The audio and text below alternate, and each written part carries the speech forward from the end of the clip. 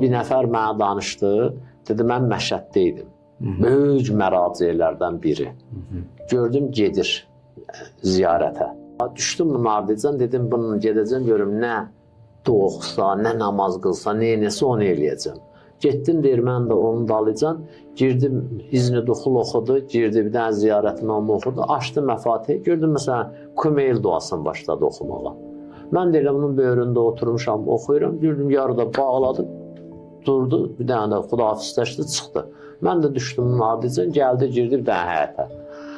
Üstündən bir 15 dəqiqə keçəndən sonra axır özümü topladım, cəsarət elədim, döydüm qapını, gördüm gəldi, əlində süpürgə açdı qapını. Dedim, bir iki dənə sualım var sana. O dedi, gəl içəri. Dedi, içəri ki, sən kimi? Dedi, indi sımavar da qaynayacaq. Sənə çay da verəcəm, de.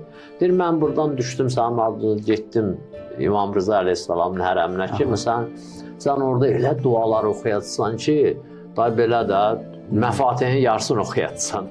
Dedim, sən niyə durdun, çıxdın, gəldin? Niyə duanı yarımçıq qoydun? Dedi, halım onu iqtiza eləyirdi.